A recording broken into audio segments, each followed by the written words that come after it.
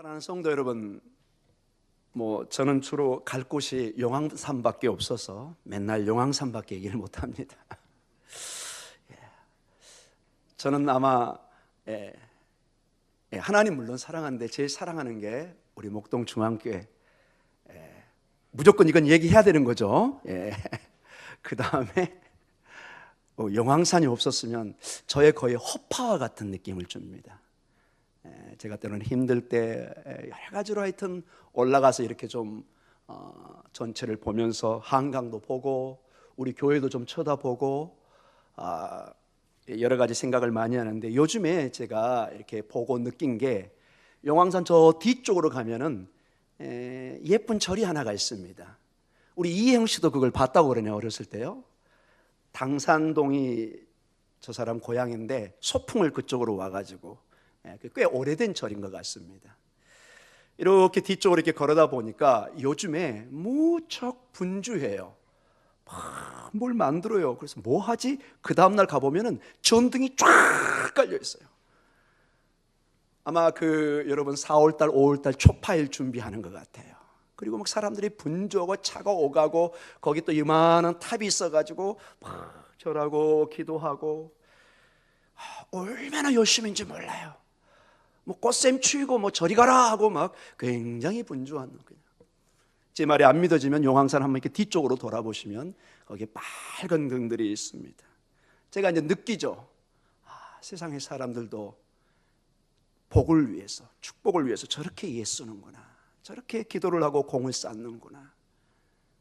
사랑하는 성도 여러분, 그러나 우리는 전혀 다른 그러한 기도의 대상이 있는 것을 저희들은 고백합니다. 저는 그분들을 이렇게 비난하고 싶은 마음을 이렇게 공개석상 절대 하고 싶지는 않습니다. 왜 우리가 다른 종교를 비난합니까? 우리는 그 자체로 존경하죠. 그러나 구원의 문제를 생각할 때 우리는 분명히 선언할 수밖에 없습니다.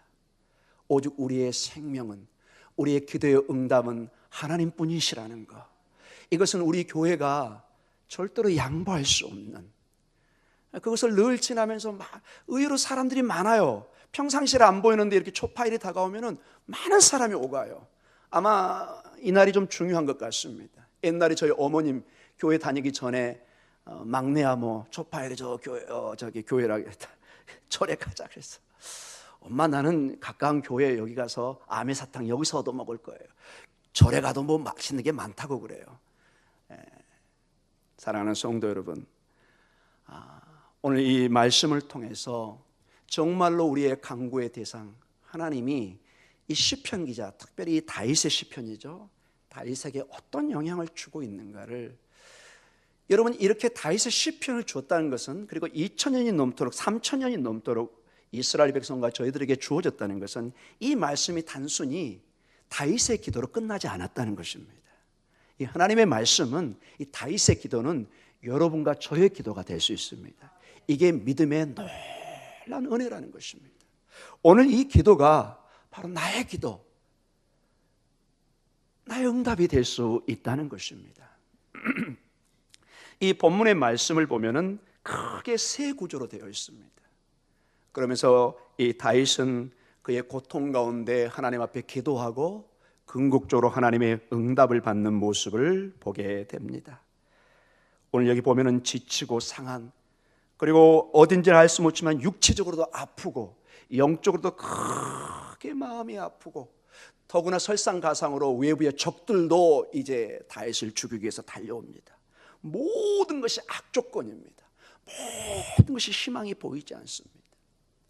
그럴 때 놀랍게도 여러분이 이제 4절을 나중에 명시해 보시기 바랍니다.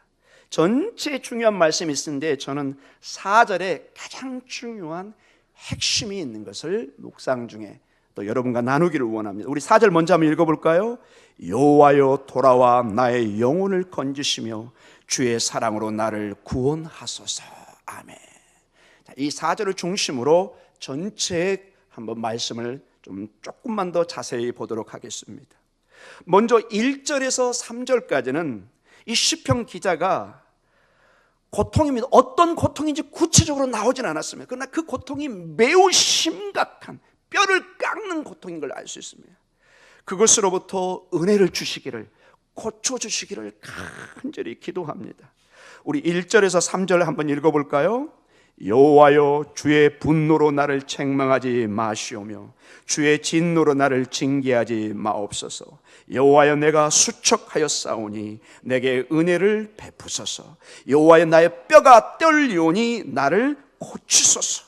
나의 영혼도 매우 떨리나이다. 여호와여, 어느 때까지니까. 아멘. 사랑하는 성도 여러분, 여기 보면은 큰 하나님의 분노와 진노가 마치 계시록에 나와 있는 진노의 잔처럼 이 시편 기자에게 주어진 것처럼 느낍니다. 여러분, 그때는 우리에겐 큰 고통이 있습니다. 하나님이 나를 진노하시는구나, 하나님이 나를 분노하시구나. 우리는 숨을 곳이 없는 것을 보게 됩니다. 그래서 2절 말씀처럼 그가 무척 수척했습니다. 딱 보면 저 사람 문제 있구나. 그리고 이 수척한 것이 좀 심한 것을 극단적으로 표현했습니다. 뭐가 떨린다고 얘기하죠? 뼈가 떨린다. 사랑하는 성도 여러분, 사람이 뼈가 떨릴 정도라면 이 고통은 그게 극인 것을 알 수 있습니다. 매우 힘든, 사실은 이 뼈가 떨린다, 이것을 학자들은 지금 다윗이 육신적으로도 매우 아픈 상태인 것을 드러낸다, 이 말씀으로도 해석을 합니다. 영적으로도 큰 하나님 앞에 수척할 수 있는 고통 속에 있고 뼈가 떨립니다. 그런데 이 떨림과 수척함이, 고통이 3절로 가중됩니다. 3절에 한번 읽어볼까요? 나의 영혼도 매우 떨리나이다. 여호와여, 어느 때까지니까. 아멘. 이 말은 how long, 이게 시간이 꽤 지나고 있다는 것입니다. 우리 성도들에게 가장 힘든 것은 하나님의 응답이 즉각 응답되지 않을 때, 이게 이제 시간이 지나면서 매우 힘든 과정을 줍니다. 이번 주일 오후에 창세기 이제 드디어 하나님의 약속의 자녀 이삭이 낳는 장면이 나옵니다. 여러분, 이 약속이 주어져서 몇 년 후에 애가 주어진지 아십니까, 여러분? 약 25년을 기다렸습니다.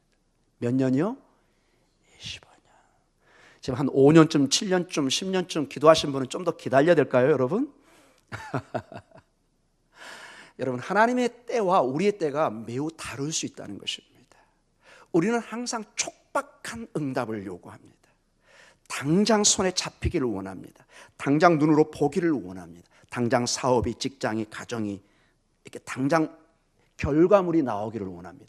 마치 우리가 시험을 보면 바로 선생님이 채점을 해가지고 어떤 성적표가 딱 주어지기를 원합니다. 그게 주어지지 않으면 잠을 못 자요. 내가 몇 점 나왔는지.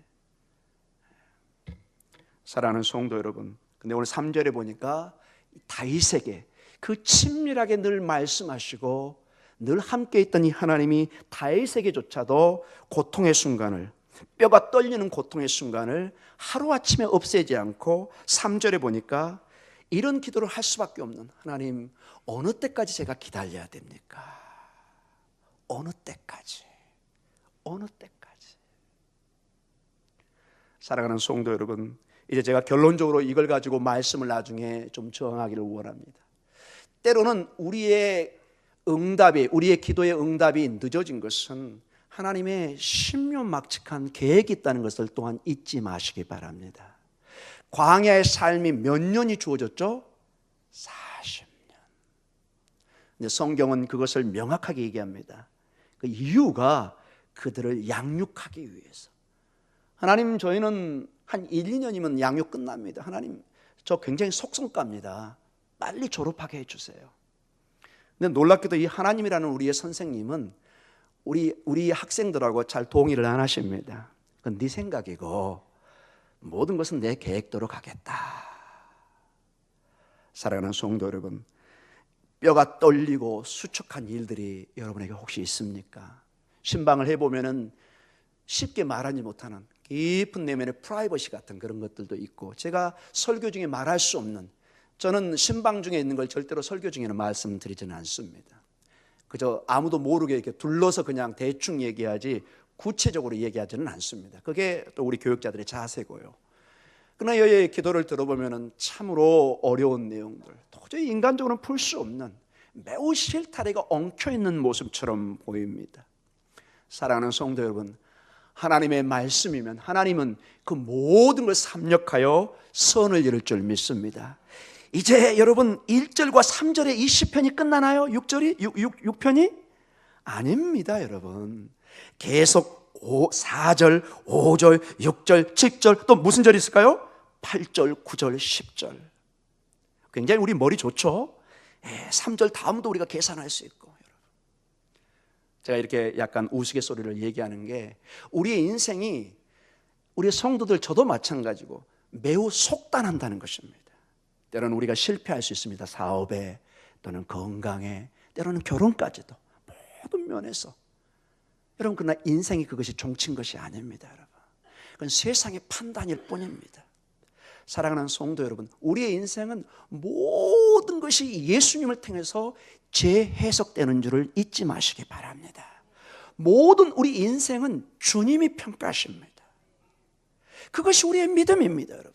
만약에 여러분의 세상의 평가에 일희일비하시면은 여러분의 신앙에 심각한 질문을 하셔야 돼요. 세상의 주인이 내가 세상을 눈치 보며 살 것인가? 아니면 누구의 눈치를 보고 살 것인가? 사랑하는 성도님, 다시 원정답으로 옵니다. 우리는 주님밖에 없는 것입니다.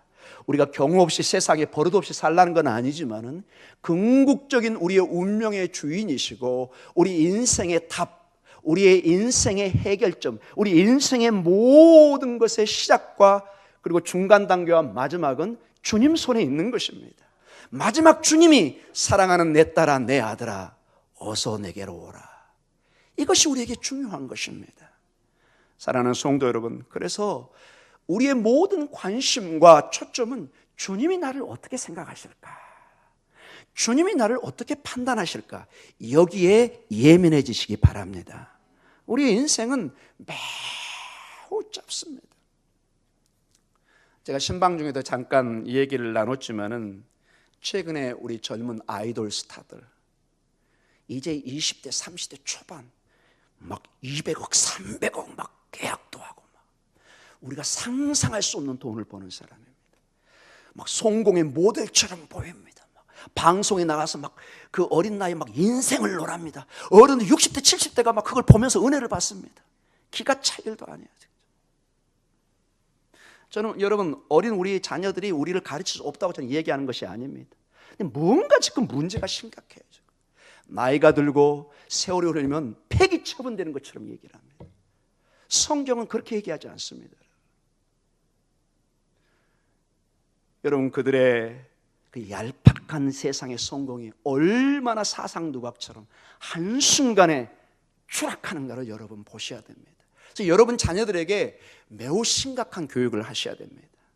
여러분 자녀들에게 긴 인생의 안목을 보면서 인생은 그렇게 짧게 벼락부자가 되는 게 결국 행복한 것이 아니라는 것. 인생은 그 한순간에 세상의 스타가 되는 게 인생의 과정이 아니라는 것을. 김진영인가요? 박진영인가요? 그 한 분, 그분. 박진영인가요? 김진영. 예. 확실합니까, 여러분? 예. 왜 이렇게 불안해요? 이렇게 성이 왔다 갔다 해요. 누구예요? 박진영. 박진영으로 하겠습니다. 저는 젊은 사람, 역시 또 젊은 사람 얘기를 듣네요. 예. 박진영. 이분이 뭐라고 한 줄 아세요? 그 사람도 수백억을 버는 큰 회사의 사장 아닙니까? 이분이 한 얘기 너무 저는 놀랬습니다. 와, 저 나이에 저런 머리를 가지고 있구나. 본인이 세상의 인기, 성공에 막 몰두하다가 어느 날 내가 뭐지? 나 지금 뭐 하고 있지? 공허함을 느낀 거예요. 어마어마한 도전을 느끼면서 이 사람이 한마디를 했습니다. 세상에 성공한 사람들, 벼락부자가 된 사람들이 쳐다는 보는데 놀라운 얘기를 했습니다, 여러분.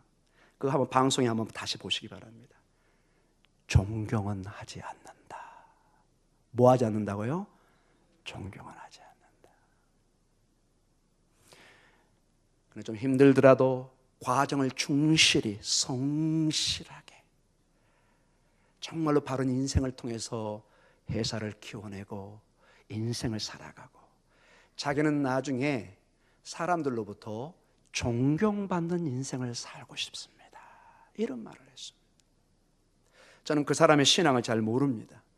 그러나 매우 신앙적인 도전을 주는 것을 보았습니다. 바라기는 여러분의 자녀들, 여러분의 인생이 존경받는 인생이 되시기를 간절히 축원합니다. 돈은 여러분 방송에 보는 것처럼 하루아침에 박살날 수 있습니다. 권세, 추풍낙엽처럼 떨어질 수 있습니다. 돈, 제가 얘기했나요? 200억이 이렇게 날아가는 사람이 제가 간증을 외국에서 듣고 왔습니다. 그럼 소위 말해서 주식 투자해가지고 집안으로 받은 그 모든 재산을 그냥 이렇게 날리는, 그냥 돈이 이렇게 날개를 달아가지고 날아가는 게 보이더래요. 이렇게. 예, 다시 원위치 하겠습니다. 두 번째 구조가 4절에서 7절입니다. 시편 기자는 하나님께서 그를 구원해 주실 것을 간절히 원합니다. 자, 그가 뼈가 떨리도록 고통 속에 있습니다. 그는 포기하지 않고 하나님 앞에 나아가, 제가 중요하게 여겼던 4절이 끼어있고 7절까지 우리 4절, 5절, 6절, 7절 같이 읽겠습니다. 여호와여 돌아와 나의 영혼을 건지시며 주의 사랑으로 나를 구원하소서. 사망 중에서도 주를 기억하는 일이 없사오니 수월에서 주께 감사할 자 누구리까? 내가 탄식함으로 피곤하여 밤마다 눈물로 내 침상을 띄우며 내 혀를 적시나이다. 내 눈이 근심으로 말미암아 쇠하며 내 모든 대적으로 말미암아 어두워졌나이다. 참 놀랍게도 이 시편 기자는 우리에게 새로운 기도의 길을 열어줍니다. 뼈가 떨리고 수축해지는 이 가운데, 세상 가운데 절망하는 것이 아니라 어느 때까지입니까? 하고 정말로 하나님 앞에 하나님의 때를 기다리면서 그는 기도합니다. 여호와여 저에게 돌아와서 내 영혼을 건져 주시옵소서. 주의 사랑으로 나를 구원하소서. 여러분 4절의 그 사랑을, 이 사랑을 좀 다시 한번 이렇게 적어 놓으시기 바랍니다. 헤세드. 이거는 헤세드로 해석해야만이 정확하게 이 본문에서 해석할 수 있습니다. 그냥 사랑이 아닙니다, 여러분. 참고적으로 유대인들에게 사랑은 아하바라는 따로 단어가 있습니다. 아하바. 이거는 그냥 남녀의 이성 간의 사랑이나 일반적인 사랑입니다. 그러나 이런 시편에게 놀란 기도 가운데 나오는 이 사랑은 특별히 우리말로 어떻게 번역이 힘듭니다. 이거는 헤세드라는 독특한 용어의 사랑입니다. 제가 이스라엘 살아서 너무 잘 압니다. 이 단어는 아무 때나 쓰지 않습니다. 매우 중요한 단어입니다. 주로 아하브, 아니 오헤브, 오따 이런 식으로 그저 아하브라는 단어를 사랑으로 씁니다. 그러나 이 시편 기자는 기도 가운데 주의 헤세드로 나를 구원하소서. 거기다가 헤세드라는 단어를 적어 놓으시기 바랍니다. 그러면서 5절에 사망 중에 주를 기억하는 일이 없사하며 수월에서 주께 감사할 자 누구리까? 자, 이 5절의 말씀은 영적으로 이 시편의 기자, 즉 다윗이 어느 정도 밑바닥에 가 있는가를 보여줍니다. 지금 어디까지 일단 내려가 있죠? 죽을 지경까지 가 있는 것입니다. 죽을 지경까지. 유대인의 수월은 죽음의 장소입니다. 수월, 사망 수월. 그러면서 주님에게 묻습니다. 제가 죽으면 주를 기억할 일이 없지 않습니까? 수월에서 주께 어떻게 감사할 수 있습니까? 주님, 제가 감사할 수 있도록 저를 구원해 주시옵소서. 얼마나 그가 지금 인생의 밑바닥, 저 깊은 죽음의, 사망의 음침한 골짜기 속에 거닐고 있는 것을 오늘 이 본문이 보여줍니다. 그래서 그는 마치 3절의 말씀이 6절로 반복되는 것 같습니다. 하나님 어느 때까지입니까? 6절은 뭘로 번역을 하고 있죠? 6절 다시 한번 읽어볼까요? 내가 탄식함으로 피곤하여 밤마다 눈물로 내 침상을 띄우며 내 혀를 적시나이다. 여러분, 이게 굉장히 상징적 의미라는 걸 여러분 알 수 있을 것입니다. 침상을 띄운다, 혀를 적시다. 얼마나 울어야 될까요? 이거는 울어서는 사실은 이렇게 할 수는 없죠. 빗물이 들어와서 홍수가 나든지 해야 이게 적셔지지, 우리의 눈물로 여러분 침상을 띄울 수는 없죠. 어떤 표현일까요? 정말로 통곡하고 울고 있다는 것입니다. 정말로 그의 마음이 지금 표현할 수 있는 모든 걸 다해서 지금 표현하고 있습니다. 여러분, 때로는 부끄럽고 남이 보이지 않는 가운데 주로 우는 거, 주로 남학생은 덜하는, 저도 가끔 그랬던 것 같아요. 우리 여학생들 좀 많이 하시나요? 어떻게 하나요? 이불 쓰고 주로 막 울고 있죠, 여러분. 흥흥흥 이렇게 거의 반응이 없습니다, 여러분. 예. 침상에서 울 때 그 눈물이 얼마나 흘렸는지, 콧물, 그냥 눈물 다 범벅이 돼서 띄우는. 다시 저기 2절의 말씀이 반복되는 것처럼 7절에 나옵니다. 우리 7절 읽어볼까요? 내 눈이 근심으로 말미암아 쇠하며 내 모든 대적으로 말미암아 어두워졌나이다. 눈이 잘 안 보일 정도예요. 너무 근심이니까. 여러분, 너무 근심이 많으면 사람 잘 안 보이는 거 아시죠? 누가 지나가도 신경도 안 써요. 나중에 물어요. 권사님, 장로님 인사라도 안 받으셔서 제가 이상해서 그냥 지나갔어요. 언제?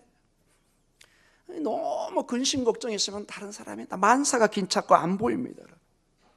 그런 상태에 영적으로 어두워져 있는 것입니다.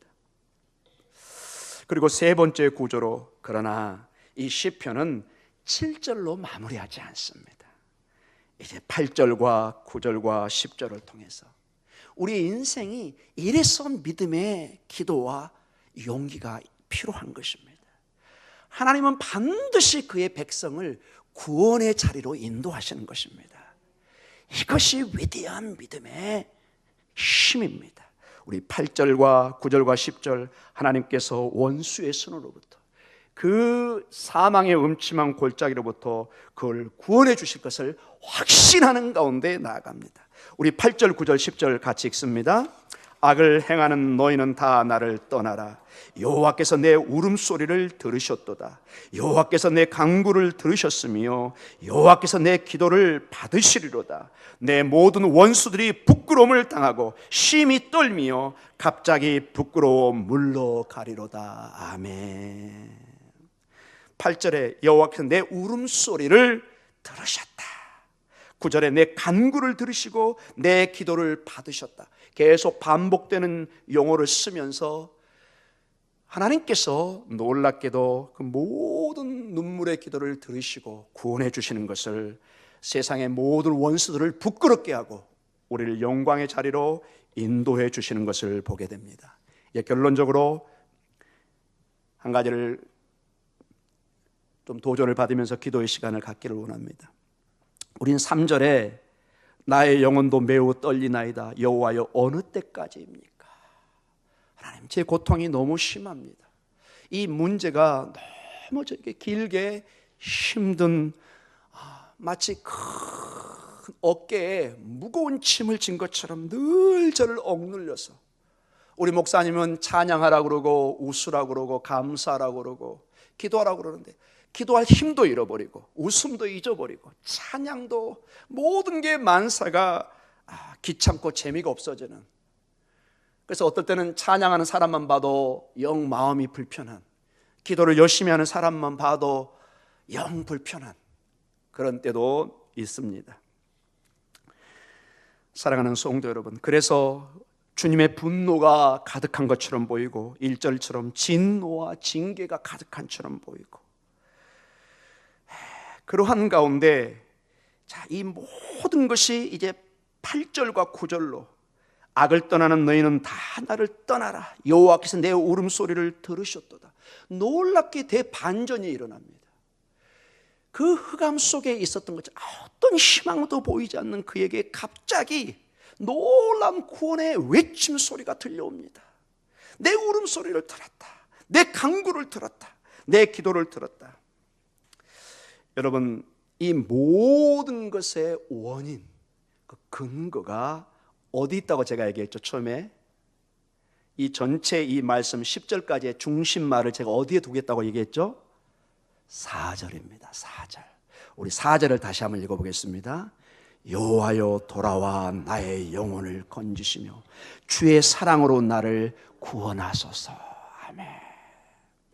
여러분, 이 사랑이 여러분 적어 놓으셨죠? 헤세드입니다. 여러분, 이건 단순히 그냥 우리가 말하는 우리 인간 차원의 사랑이 아니고 하나님과 그의 백성이 맺은 언약의 사랑입니다.